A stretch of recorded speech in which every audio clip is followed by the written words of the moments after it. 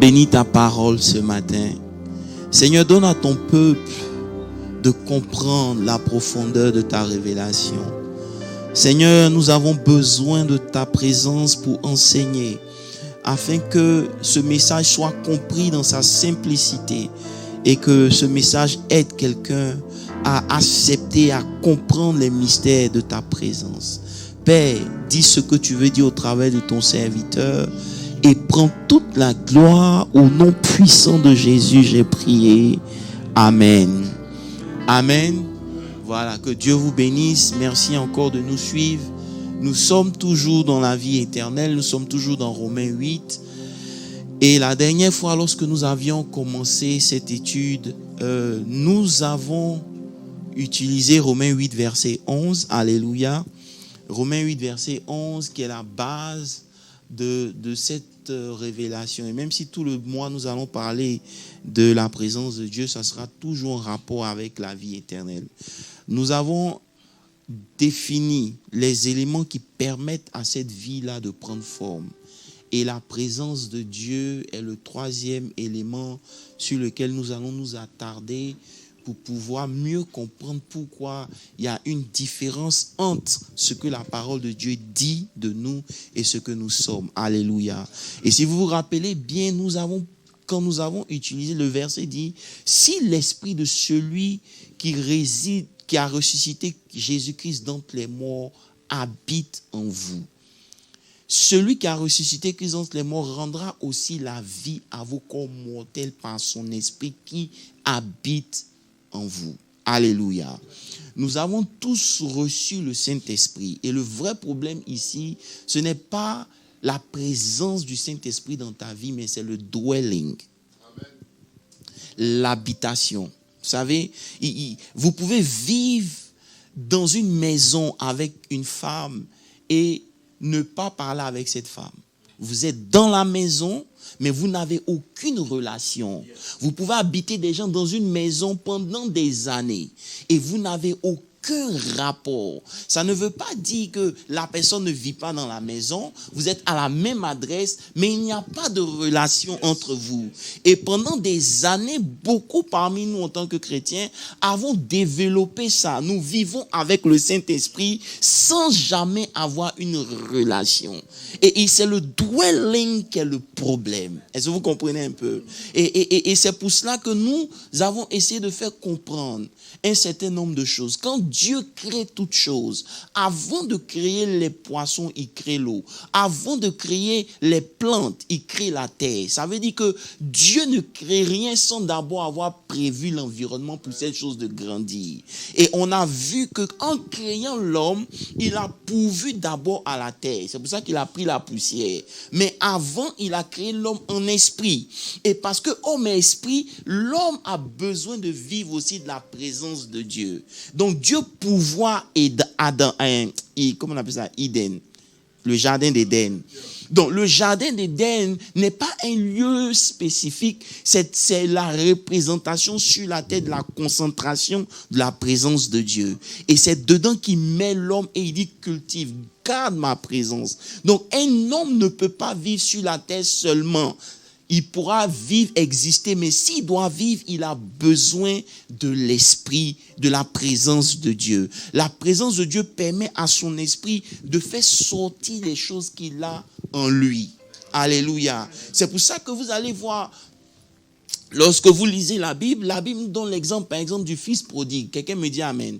Le fils prodigue vient voir, et c'est dessus que le Seigneur me dit, ne prêche pas ce que tout le monde prêche. Le fils prodigue vient voir son père et il lui demande ses biens. Et son père lui donne. Est-ce que vous comprenez un peu? Donc, le père lui donne des qualités, un héritage. Mais le problème, c'est que en s'éloignant de son père, en s'éloignant de la présence de son père, il dilapide tout ce qu'il a et il finit par se retrouver au milieu des pauvres. Vous comprenez? Ça veut dire que lorsque un enfant de Dieu quitte la présence de Dieu, sa vie est toujours inférieure à ceux des païens. Il va se retrouver en train de souffrir et ne même pas avoir ce que les païens ont. Parce que la vérité, c'est que tout ce que le Père nous donne a besoin de rester dans un certain environnement, qui est sa présence pour grandir. Est-ce que vous comprenez un peu? Et c'est pour ça qu'il dit, si l'Esprit habite, ça veut dire que s'il demeure, s'il prend sa résidence et il étend sa présence dans ta vie, automatiquement il rendra la vie à ton corps. Ça veut dire quoi? Ça veut dire que si ce verset-là n'est pas encore appliqué dans ta vie, c'est un problème de présence de Dieu dans ta vie. Est-ce que quelqu'un peut me dire amen?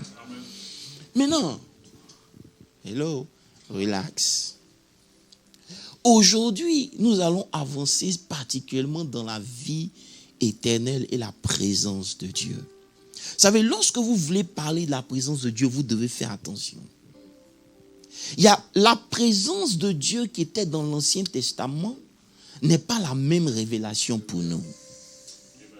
Si vous comprenez très bien, lorsque Adam a perdu la présence de Dieu, la Bible dit que Jésus est venu. Jésus a dit, je suis le chemin. C'était quel chemin? C'était le chemin qui nous ramenait à la présence de Dieu. Parce que lorsque l'homme a perdu cette présence, tous les efforts de l'homme ont été consentis pour retrouver cette présence. Et si vous lisez bien la Bible, vous allez voir que toutes les lois qui ont été données à Israël, tous les principes et les lois étaient simplement des lois pour permettre à Dieu de se sentir à l'aise. Vous comprenez un peu? La loi qui a été donnée, parce que c'est juste pour permettre à l'Esprit de Dieu d'être confortable. Donc, tout ce qui est venu, tout requirement, les restrictions, c'était simplement parce que la présence de Dieu est tellement pure et précieuse aux yeux de Dieu qu'il ne permettait que rien ne vienne à polluer. C'est pour ça qu'il y avait toutes ces restrictions que Dieu donnait. Maintenant, quand Jésus vient, Jésus dit, je suis le chemin qui mène au Père, qui mène à la présence de Dieu. Donc, quand Jésus meurt, vous allez voir que dans le temple, le voile qui séparait le lieu saint du lieu très saint a été déchiré.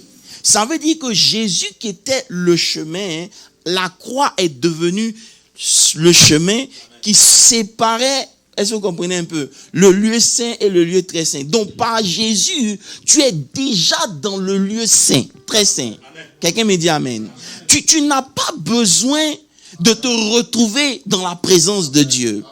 Si tu es en Christ, Christ est assis à la droite du Père. Et si tu es en Christ, toi aussi tu es assis à la droite du Père. C'est pour ça que la Bible dit dans le livre d'Éphésiens 2 que vous êtes assis dans les lieux élevés avec en Jésus, avec lui. Est-ce que vous comprenez un peu? C'est parce qu'on a été habitué à lire Psaume 100, le verset 2 qui dit que approchez-vous de la maison comment on appelle, Pasteur Moses, aide-moi, de son parvis avec action de grâce et chant. Pourquoi on avait besoin de ça à l'époque? Parce qu'on avait la nature du péché. Puisqu'on avait la nature du péché, on ne pouvait pas rentrer dans la présence de Dieu directement. Il fallait rentrer d'abord par le parvis. Et si vous regardez dans le parvis, il y avait les éléments de la purification qui vous permettaient de vous préparer, d'accéder à l'autel des parfums qui était dans le lieu saint. Et après, il y avait le saint des saints. Quelqu'un me dit amen. Donc vous comprenez que c'est à cause de notre nature pécheresse qu'il y a un protocole.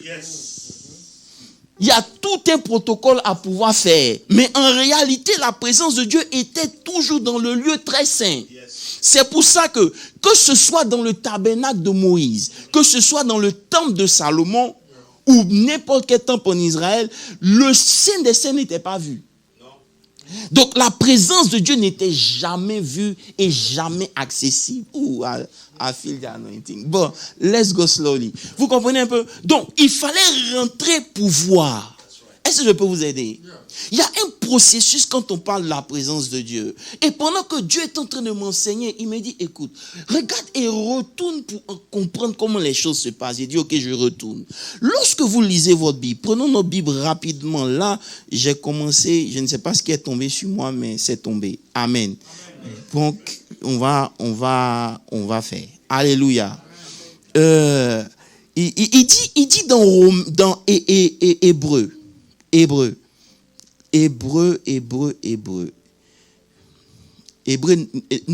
4, verset 16.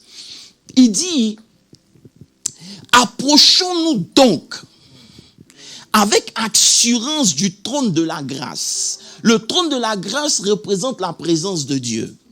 Afin d'obtenir miséricorde et de trouver grâce pour être au secours de nos besoins. C'est le trône de Dieu qu'on appelle le trône de la grâce. Il dit de ne pas essayer de rentrer, mais nous devons nous approcher avec assurance. Pourquoi? Parce que le sang de Jésus nous a purifiés et la croix a ouvert le chemin. Donc vous avez accès à la présence. Vous êtes déjà même actuellement dans la présence de Dieu. Mais il y a une différence entre être dans la présence de quelqu'un et avoir une communion avec cette personne. Et c'est là qui est le problème que nous avons. Nous sommes déjà dans le lieu très saint. Alléluia. Maintenant, le vrai problème, c'est quoi? Hey, Jésus, il faut que l'ignorance s'arrête. Amen. Vous savez, on a été tellement ignorant des choses de Dieu que je prie que ce mois, tu ouvres et que tu disposes ton esprit. Vous savez, dans le tabernacle, Dieu est pardonné, Pasteur Landry, Dieu commence de façon étrange. Lisons encore la Bible dans Exode 40, verset 2. Je vais vous emmener un peu dans la lecture. Je suis en train d'enseigner. Aujourd'hui, on va enseigner calmement. Le premier jour du mois, ça veut dire que quoi? Dieu dit à Moïse, Pasteur Olivier, rassemblez tous les éléments pour créer le tabernacle parce que moi, je veux venir. Vous comprenez? Donc, le tabernacle est juste la manifestation du désir de Dieu, de vouloir s'installer, de vivre au milieu de son peuple. Est-ce que vous comprenez un peu? Donc, ils ont tout rassemblé. Maintenant, quand ils finissent de rassembler, le premier jour, verset 3, il dit, tu placeras l'arche du témoignage et tu le couvriras de les... Ça veut dire quoi? Ça veut dire qu'ils ont fini de tout placer. Maintenant, Dieu ne commence pas par le parvis. Dieu ne commence pas par le parvis, il commence par le lieu très saint. Il dit à Abraham, vous allez prendre ma présence. L'arche de l'alliance, qui représente la présence de Dieu, vous allez le placer ça dans le, comment on appelle ça? Dans le tabernacle, dans la tente d'assignation. Ça veut dire quoi? Ça veut dire que vous allez le placer d'abord dans le lieu très saint. C'est là-bas que moi je veux commencer. Et après maintenant, si vous lisez, on n'a pas le temps, il va maintenant donner des instructions pour descendre. Est-ce que vous me comprenez un peu? Donc, il ne commence pas par le parvis. Non. Bon, et la Bible dit au verset 34, Exode 40, verset 34, la Bible dit, my God, rien n'est plus important pour Dieu que sa présence. C'est-à-dire, le temple sans la présence de Dieu ne représente rien. Est-ce que vous comprenez un peu? Mais la présence de Dieu ne commence pas dans le parvis, ça commence d'abord dans le lieu très saint. Est-ce que vous me suivez un peu? Allons doucement, messieurs. Donc, au verset 34, il dit, alors la nuée couvrit toute la tente d'assignation et la gloire de l'Éternel remplit le tabernacle. C'est-à-dire, le tabernacle était là. Dieu dit, mettez d'abord ma présence dans le lieu très saint. OK? Et maintenant, quand la présence a pris forme, la Bible dit que la gloire est descendue. Moïse ne pouvait même pas rentrer dans la tente d'assignation parce que la nuée était au-dessus et la gloire de Dieu resplendissait, comme on appelle ça, sur le tabernacle. Prenons le temple de Salomon. Je vous enseigne quelque chose, je vais vous emmener à voir quelque chose. Vous prenez le temple de Salomon. Dans 2 Chroniques, je crois 2 Chroniques 5, oui, 2 Chroniques 5, la Bible dit que à partir du verset 7, les sacrificateurs apportaient l'arche de l'Éternel, de l'Alliance, dans le sanctuaire. Maintenant, regardez. Les sacrificateurs portaient l'arche de l'Alliance de l'Éternel à sa place dans le sanctuaire de la maison, dans le lieu très saint. Ça veut dire quoi? Salomon a pris 7 ans pour construire le temple. Ils ont fini de construire le temple. Donc, le temple sans la présence de Dieu, ce n'est qu'une maison. Maintenant, Dieu dit pour commencer les activités, je ne vais pas commencer dans le parvis ou dans le lieu saint, mais je veux que vous preniez ma présence, que vous la transportez dans le lieu très saint. La Bible dit qu'ils ont pris l'arche, parce que l'arche représente la présence de Dieu, et ils ont mis ça où? Dans le lieu très saint. Quelqu'un me dit Amen. Et au verset 11, on dit, au moment où les sacrificateurs sortis du lieu saint, car tous les sacrificateurs s'étaient sanctifiés selon leur classe, le verset 14 dit, les sacrificateurs ne purent rester pour faire le service à cause de la nuée. La gloire remplit toute la maison. Donc, comprenons déjà ici, pour tous ceux qui veulent la présence de Dieu a un pardon. Dieu manifeste sa présence dans ta vie sur un chemin bien défini et établi. Ce n'est jamais ton extérieur. C'est pour ça que la manifestation extérieure de la présence de Dieu n'est rien. Ce n'est rien. Ce n'est rien. Et Dieu commence toujours de l'intérieur à l'extérieur. C'est son pardon. So, si vous voulez que la présence de Dieu commence à agir dans vos vies, vous devez comprendre où elle s'installe. Elle s'installe dans votre esprit.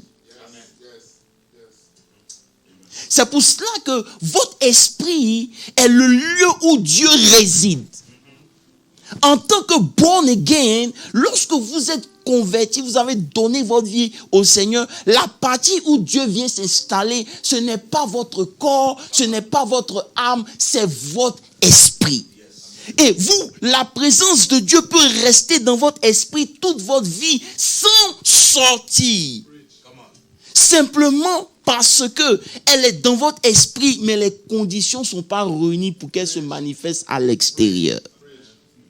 C'est pour ça que nous pouvons dire avec assurance que vous n'avez pas besoin de conditions pour rentrer dans le lieu saint. Vous êtes déjà dans le lieu saint si vous êtes en Christ. Mais être en Christ ne suffit pas. Hello. Ça ne suffit pas. Si nous voulons que la présence de Dieu quitte là où elle est logée pour venir, c'est là maintenant que nous avons un travail à faire. Quelqu'un me dit Amen. Quelqu'un me dit Amen. Vous savez, lorsque vous êtes plus conscient de votre extérieur, de votre corps et de votre âme, vous frustrez la présence de Dieu en vous. Je vais m'expliquer. Lorsque le diable veut commencer à attaquer une destinée, il commence toujours par l'extérieur. Lorsqu'il attaque Ève, il fait le contraire de Dieu. Kai Saba. Ça veut dire quoi? Il lui montre le fruit. Il dit, regarde, c'est beau. À partir du moment où son mind est sur les choses extérieures, elle se déconnecte des choses intérieures de la présence de Dieu. Dieu va toujours commencer de ton intérieur à ton extérieur. C'est une loi. Ça veut dire quoi? Si tu veux transporter la manifestation visible de la présence de Dieu, tu dois comprendre que ça ne commencera jamais par ce qu'on va voir, mais ça commence par ce qu'on ne verra pas. C'est la saturation de l'Esprit de Dieu en toi. La présence de Dieu saturée dans ton esprit qui se manifestera à l'extérieur. Donc, aussi longtemps que en toi, tu n'es pas rempli à l'extérieur, il n'y aura rien. Ce n'est ni, oh my God, ce n'est ni ce que vous voyez à l'extérieur. Est-ce que je peux aller encore plus loin? Je suis convaincu que beaucoup se disent, mais on a vu des gens.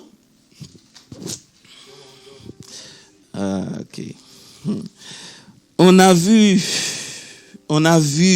la manifestation des choses. On a vu les gens tomber. On a vu l'onction guérir des gens.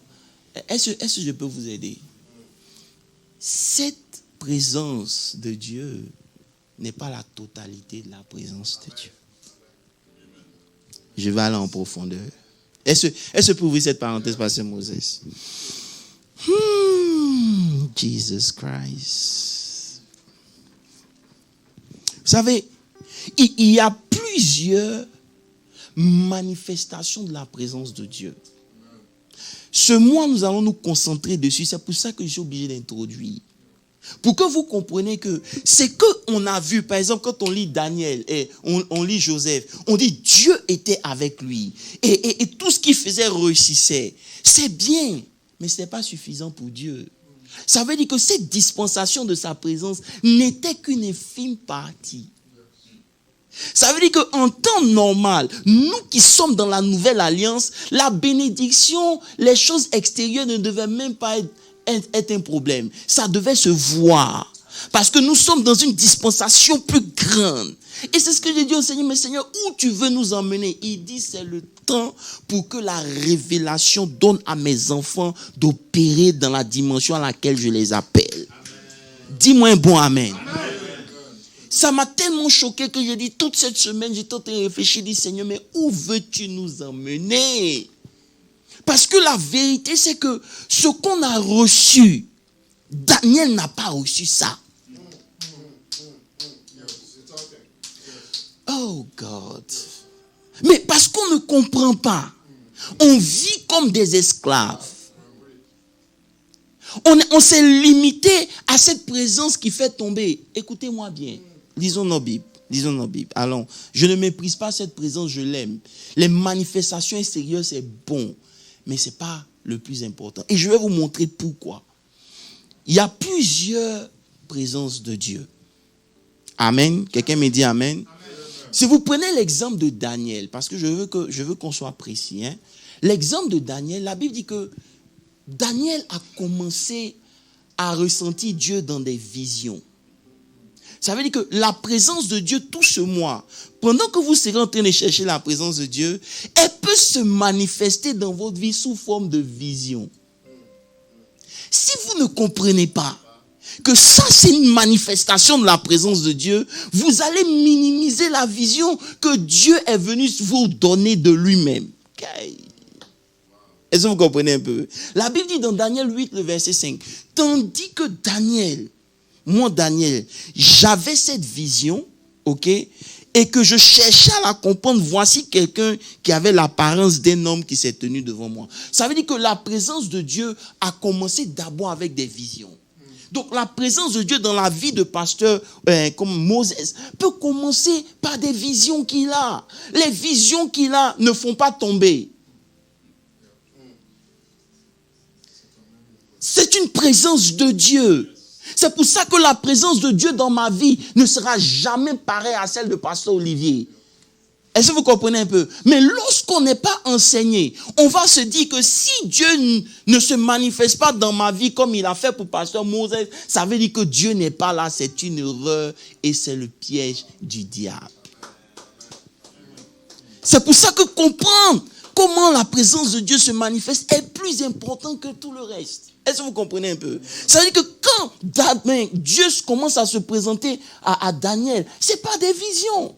Est-ce que vous comprenez un peu? Il voit, c'est des visions, whatever. Maintenant, au fur et à mesure que cette présence grandit, on se retrouve dans Daniel 10 à partir du verset 4, où la Bible dit, le 20e jour du premier mois, j'étais au bord du feu qui était à Idékel. Je levais les yeux, je regardais et voici, il y avait un homme vêtu. Ça veut dire que de la vision, la présence s'est manifestée en ange visible qui était présent.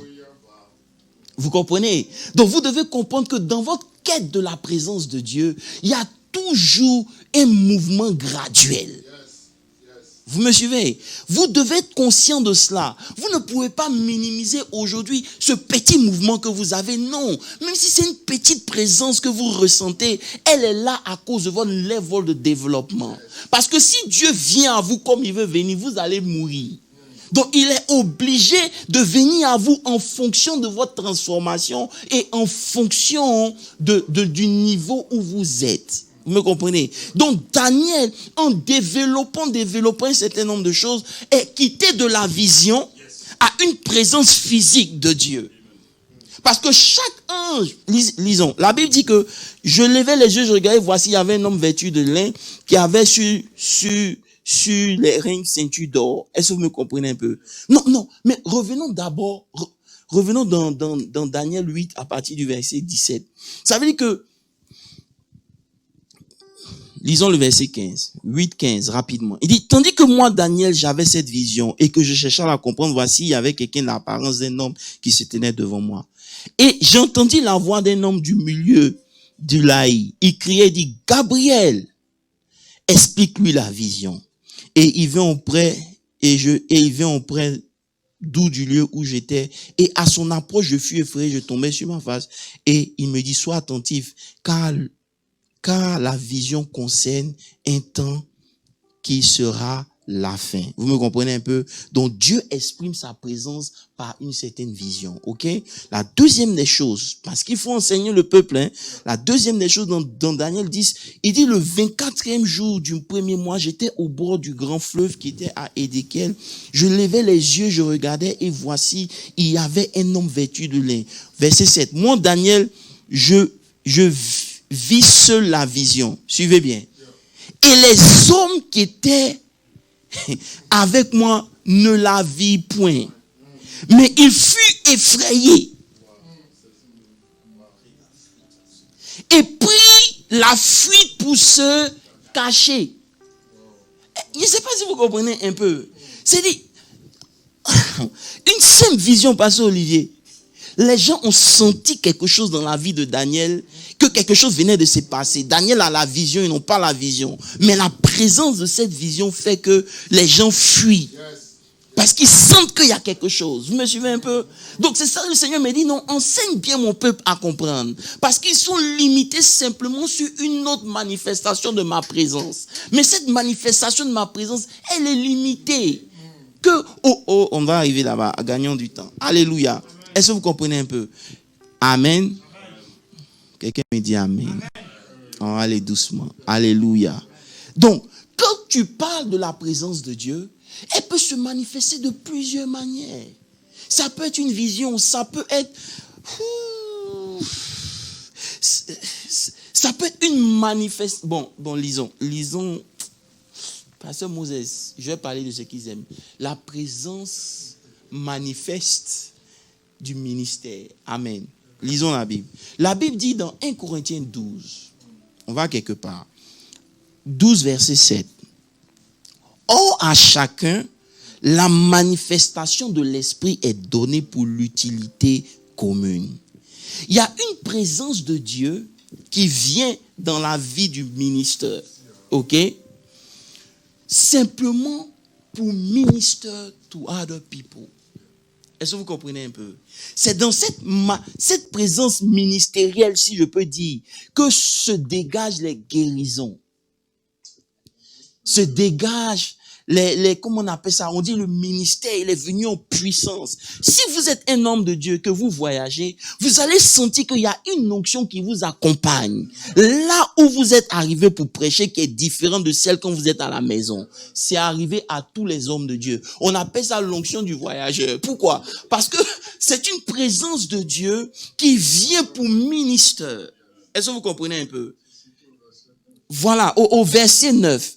Maintenant, attends, au verset 6, il dit, il y a une diversité d'opérations, mais le même Dieu qui opère. Ça veut dire que quand Dieu veut opérer, il donne une présence ministérielle avec laquelle tu t'en vas et que tu opères. Mais cette présence-là, elle n'est qu'une infime partie de la présence de Dieu. Verset 9, pasteur Moses, verset 9. À un autre, il donne autre chose. Par le même esprit. Voilà. Voilà. Amen. Donc, écoutez, le but ici, c'est que si vous avez concentré votre pensée, suivez-moi bien, de la présence de Dieu sur juste la manifestation du ministère, vous vous trompez. Parce que le jour où il n'y aura pas de ministère, le jour où les aveugles vont pas voir, vous ne saurez même pas que Dieu est là. Vous me comprenez un peu? Donc Dieu est en train de me dire, pourquoi tu veux quelque chose qui n'a pas sauvé Moïse?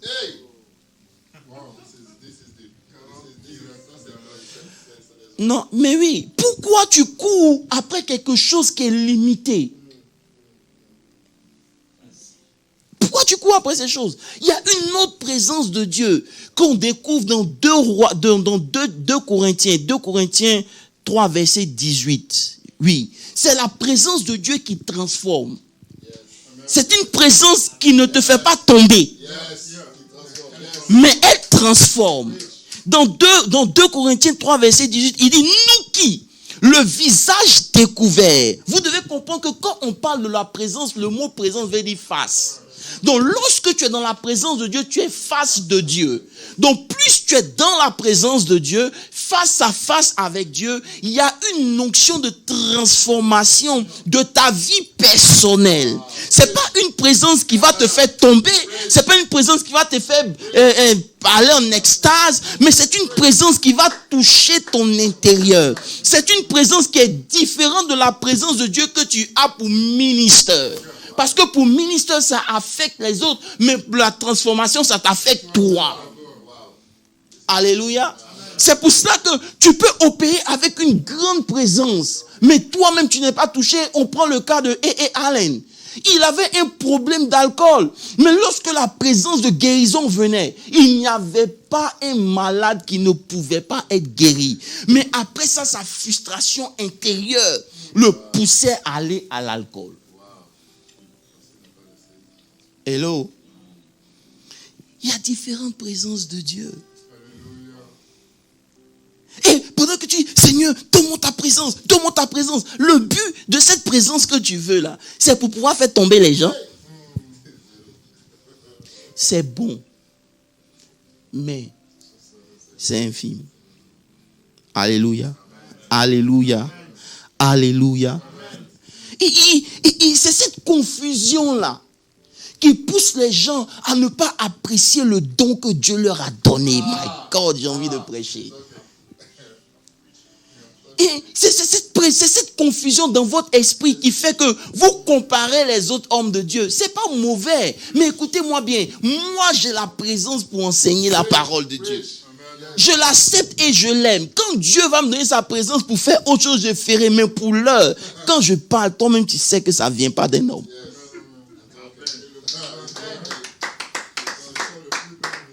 Ça ne vient pas d'un homme. On va pousser dans la parole de Dieu, tu vas voir. Allez, est-ce qu'on peut aller plus loin? Alléluia. Il y a une présence de Dieu dans notre vie. C'est pas pour nous faire tomber, pour être excités. Elle est calme, mais elle parle à ta conscience. Elle te parle à ta conscience. Lorsque tu es calme, tu sais que ce que tu es en train de faire n'est pas bon. Elle vient doucement dans ton oreille. Et puis elle chuchote quelque chose. Il y a quelque chose en toi, il y a une conversation interne qui se passe. On ne voit pas, mais cette présence agit dans le silence. Ce n'est pas la même présence de reçois. Non, c'est une présence dangereusement dangereuse. Alléluia. Je vais vous montrer ça dans la Bible. La Bible dit dans le livre de Luc. Luc 24, le verset 44. Il dit, en parlant des disciples d'Emmaüs, ok? Vous voyez, Jésus est mort. Sa présence physique n'est pas là avec eux. Mais voici une présence de Jésus qui vient. Mais ils ne savent pas. Pourquoi? Parce que le Jésus qu'ils avaient vu, il avait un certain aspect, et de deux, ils s'attendent à voir un certain nombre de choses. Mais cette présence de Jésus vient calmement et puissamment. La Bible dit, puis il leur dit, ils sont en train de marcher, et puis non mais fils, qu'est-ce qui se passe? Oh mais non, toi tu étais où? Toi tu n'es pas au courant de ce qui s'est passé en Israël ici, à Jérusalem? Ils ont tué Jésus, papa. Maintenant Jésus les écoute. Jésus dit, c'est là ce que je vous disais lorsque j'étais encore avec vous, qu'il fallait que s'accomplisse tout ce qui était écrit de moi dans la parole, dans la loi de Moïse, dans les prophètes et dans les psaumes.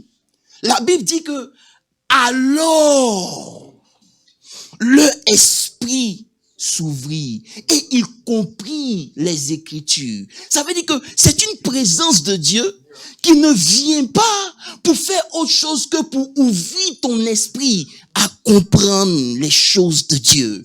Donc il y a des gens que vous allez rencontrer dans votre marche. Ils n'ont peut-être pas la puissance d'ouvrir les yeux physiques des gens, mais ils ont une onction pour ouvrir les yeux spirituels. Leur terrain. Est-ce que vous comprenez un peu? On leur a rien demandé. Ils ont vendu leur terrain et ils sont venus.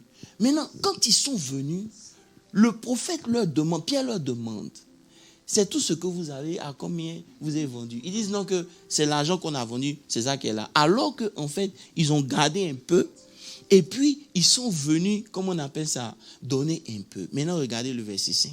La Bible dit, Ananias entendit ces paroles et tomba et expira. Une grande crainte se saisit de tous les auditeurs. Ce n'était pas une peur qui venait du diable.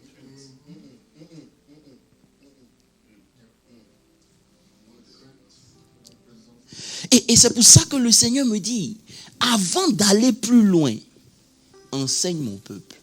Parce qu'il y a une présence qui vient pour juger.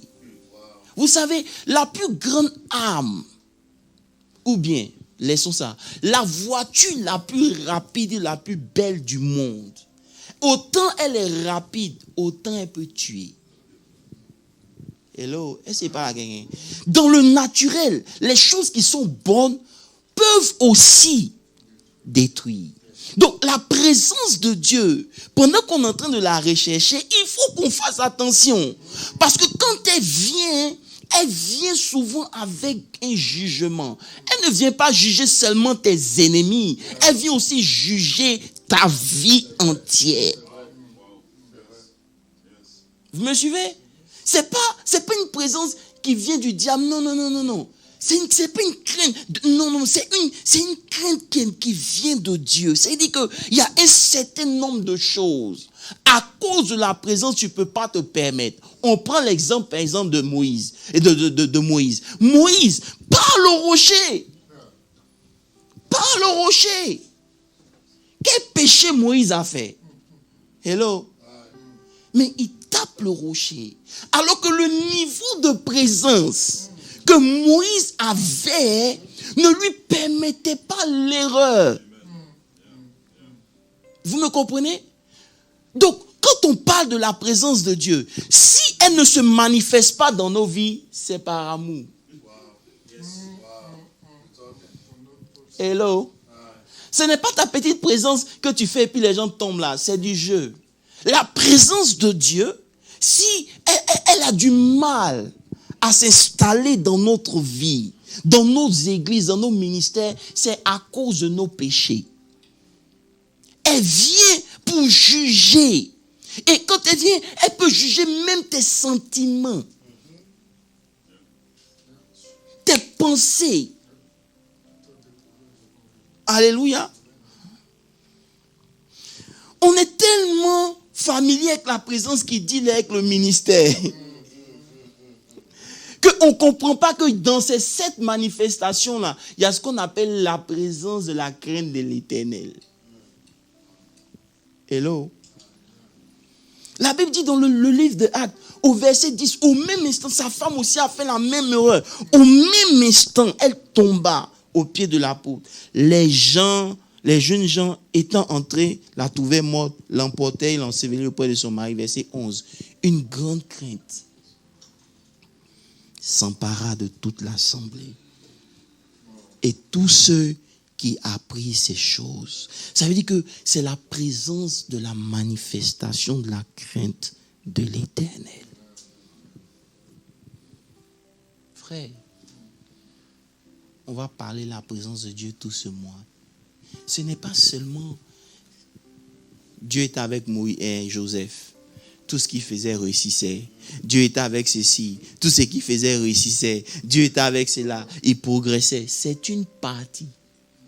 Il y a la présence de Dieu qui vient. Demande à Hérode. Quand Hérode s'est levé pour dire, moi Hérode, whatever, la Bible dit que l'ange est venu, l'a frappé et les vers l'ont mangé de l'intérieur, il est mort. Plus vous montez dans la présence de Dieu, plus il y a des jugements qui sont là. Et c'est pour cela que c'est important. Quand vous priez pour dire, Seigneur, je veux ta présence, examine-toi toi-même. La présence de Dieu, elle est trop précieuse. C'est ce que j'ai dit. J'ai dit, quand Satan a joué, il était chassé. Quand Adam a joué, il était chassé. Quand Jésus a pris le péché, Dieu l'a abandonné. Sa présence est trop précieuse. On ne joue pas. On veut réussir. On veut que Dieu opère des choses dans nos vies. Il y a un minimum qu'on doit comprendre. Dieu. Hello. Dans les 7... à cause du temps. La Bible dit, ce n'est que l'introduction. Ok? Qui est béni sauf moi? Ils ne sont pas acclamés le Seigneur. Alléluia. Alléluia. Il dit dans Romains Isaïe 11, verset 2, s'il te plaît. C'est là que je vais m'arrêter. On parle de la présence de Dieu. Il y a 7 manifestations. Il y a l'Esprit de Dieu lui-même qui est là. Maintenant, il y a des choses que le Saint-Esprit fera. Il dit l'esprit de sagesse et d'intelligence. Quelqu'un me dit Amen. La Bible dit que la sagesse dit dans Proverbe 8, c'est ça, non? Il dit dans Proverbe 8 à partir du verset 22. Il dit l'Éternel m'a fait la première de toutes ces choses, de toutes ces œuvres. Avant, tu peux mettre Proverbe 8, verset 22. Il dit avant ces œuvres les plus anciennes, la sagesse était là. Hello. J'ai été établi depuis l'éternité. Est-ce que vous me suivez un peu? Dès le commencement, avant l'origine. Donc, pendant que vous demandez la présence de Dieu pour faire de grandes choses, Dieu peut vous regarder et vous dire non. Vous avez besoin de sagesse. Quelqu'un me dit Amen. Il y a une manifestation de la présence de Dieu à un niveau supérieur, qui est plus que la manifestation de tomber, c'est la manifestation de la sagesse. La sagesse, ça veut dire c'est quoi? C'est comment faire les choses. Je veux cette présence de Dieu. Hey, ça veut dire que pendant que Dieu est avec toi, tu commences à comprendre les profondeurs des choses que tu es en train de faire. Pasteur Landry, c'est une dimension où, étant l'informaticien de formation, quand la présence de Dieu vient avec l'esprit de sagesse et de compréhension, tu comprends le complément de l'informatique. C'est-à-dire, l'esprit est tellement sur toi que tu finis par expliquer des choses que eux-mêmes, tes maîtres, ne comprennent pas. C'est ça, il dit, va et enseigne mon peuple. Il y a une dimension supérieure à ce qu'ils sont en train de chercher. Ce qu'ils cherchent là, c'est la nourriture des bébés. Je ne veux pas la présence de Dieu simplement pour mon ministère, mais je veux la présence de Dieu avec un esprit de sagesse et de compréhension.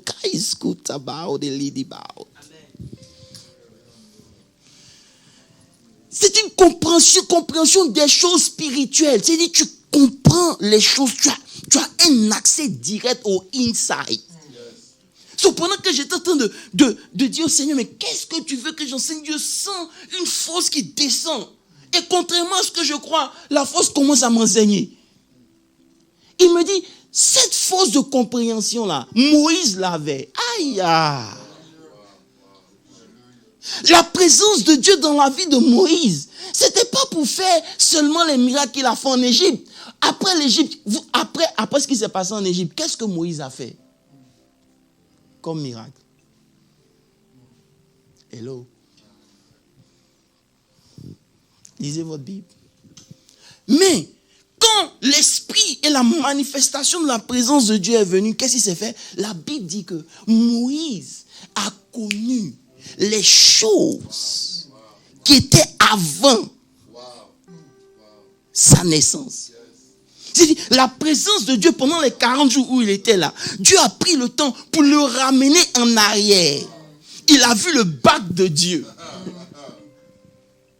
Il a vu le commencement. C'est pour ça qu'il dit au commencement, Dieu créa le ciel et la terre. Tu penses que c'est venu comment? C'est venu par une manifestation de la présence de Dieu sous la forme de la compréhension, de la sagesse. Tu atteins des profondeurs sans tomber.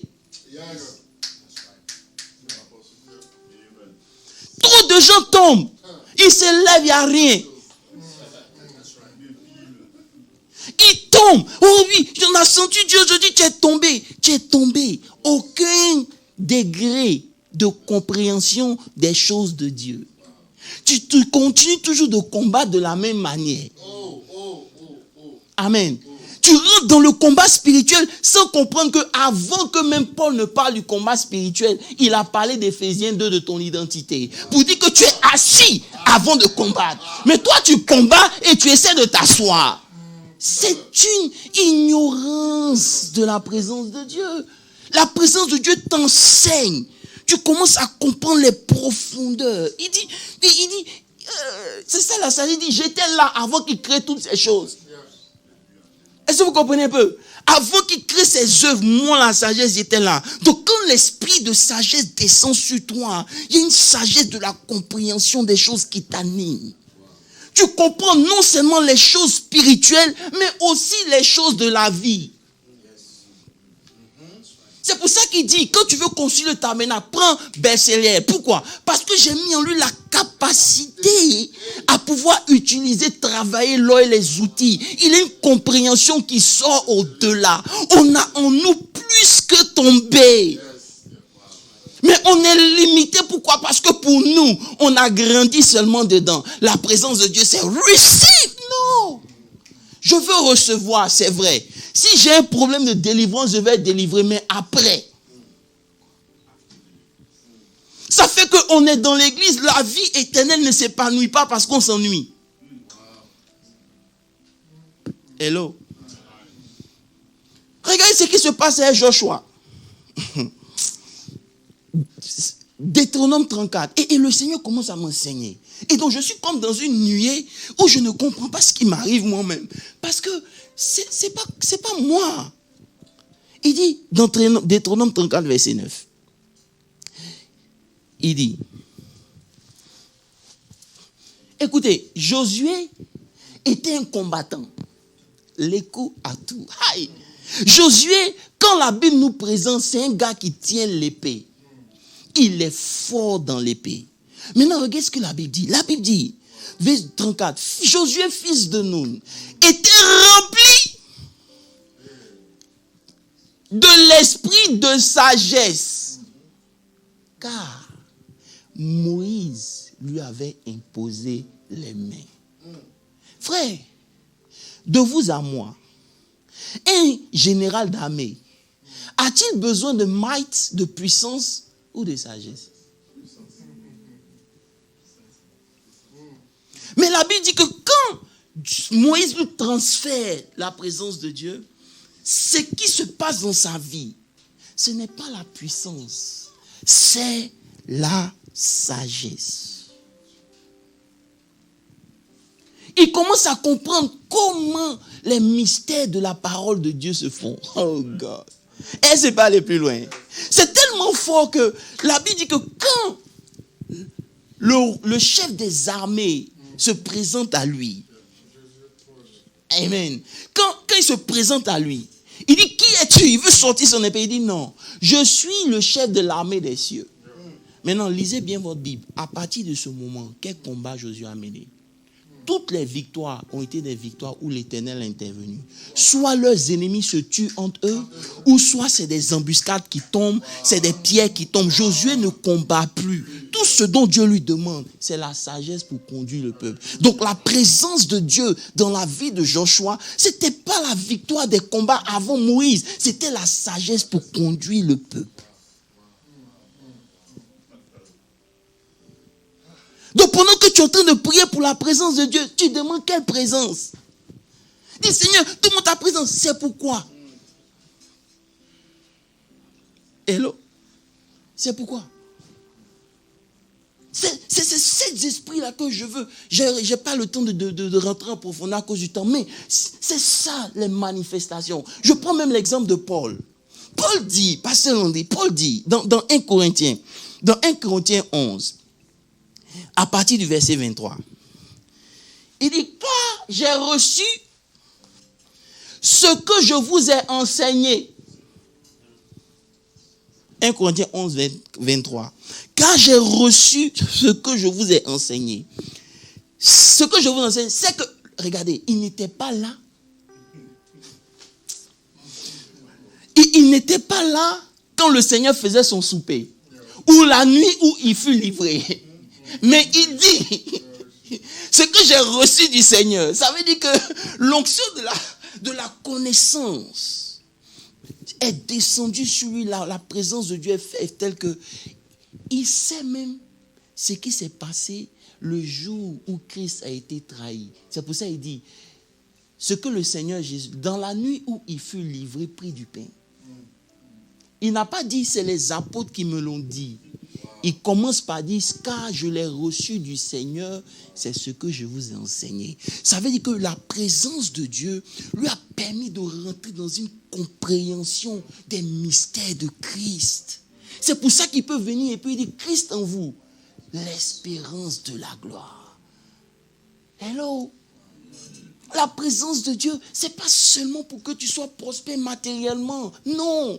La présence de Dieu, elle vient avec les profondeurs. C'est Dieu lui-même qui vient.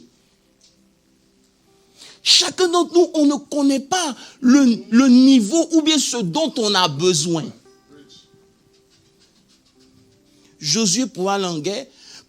C'est pour ça que lorsqu'on commence à jeûner, on ne jeûne pas pour que Dieu fasse quelque chose. Non, on jeûne pour que ce qu'on a reçu dans notre esprit, que la présence de Dieu trouve son affirmation dans notre extérieur. Vous comprenez? Donc lorsque vous décidez de jeûner, vous décidez de jeûner parce que vous comprenez que Dieu réside dans votre esprit. Il veut se manifester à l'extérieur. Sa présence doit descendre. Elle doit pouvoir vaincre. C'est pour ça qu'il dit, la parole de Dieu est comme une épée à double tranchant. Faisant quoi? Séparant jointure et moelle et jointure. Séparant âme et esprit. Pourquoi? Parce que lorsque la présence de Dieu vient et que la parole vous a séparé, l'esprit peut descendre dans l'âme.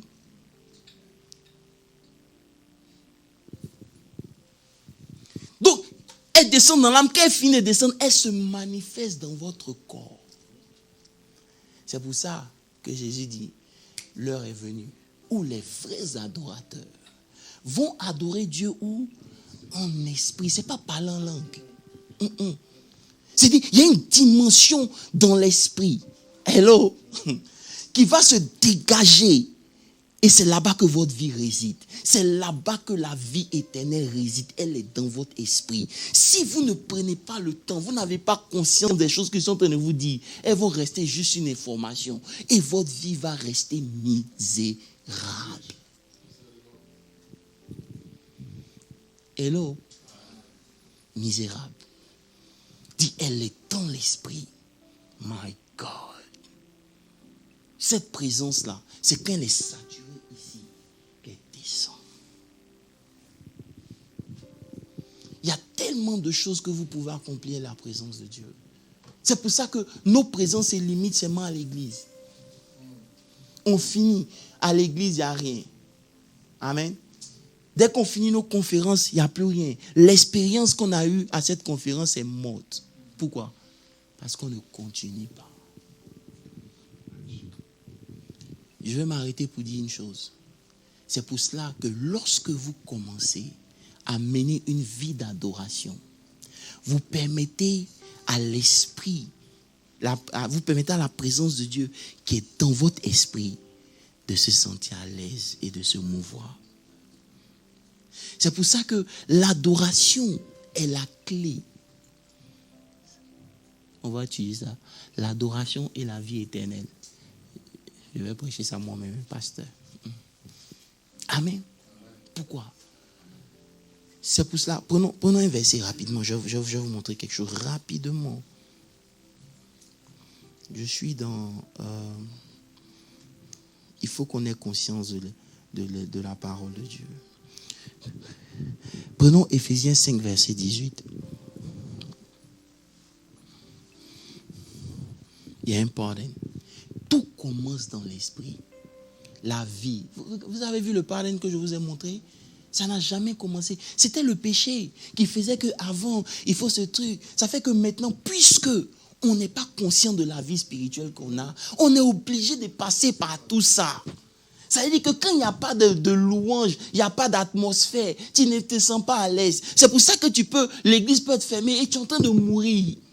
Simplement parce que, pourquoi? Ta nature est en train de te tuer.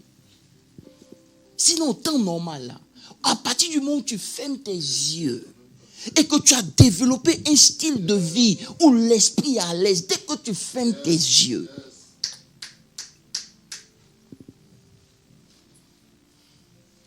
je disais que je dois aller voir mon papa. Je ne vais pas rentrer en détail. Mais l'esprit commence à te parler. Tu sais. Tu comprends. Je vais m'arrêter là. Il te parle, il ne te cache rien. Tu mènes une vie où l'esprit commence à se sentir à l'aise. Il dit, ne vous enivrez pas de vin. C'est de la débauche. Soyez au contraire remplis du Saint-Esprit. Verset suivant. Speak to one another in psalm. En réalité, entretenez-vous par des psaumes. Est-ce que vous comprenez ce que je suis en train de dire? Je suis en train de vous montrer le secret. Hein? Parce que la vie est dans votre esprit. Maintenant, il dit, entretenez-vous par des psaumes. C'est-à-dire, speak to yourself. Hey. Et par des cantiques spirituels, chantant et célébrant de tout votre cœur. Dans votre cœur, les louanges du Seigneur. Alléluia. Votre esprit est un conteneur de la présence de Dieu. Alléluia. Il faut que ça descende.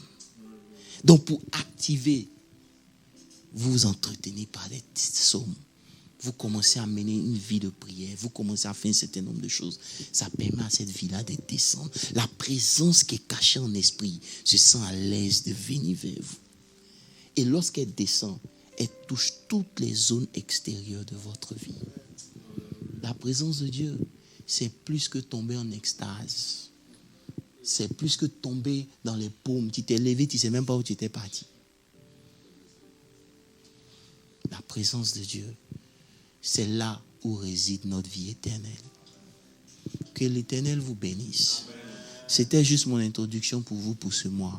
Que le Seigneur vous bénisse. Quelqu'un me dit Amen. Alléluia. Alléluia. Amen. Voilà, je veux qu'on fasse cette prière pour ce mois. Amen. Et je vais laisser le micro. C'est pour ça que j'ai voulu m'arrêter là.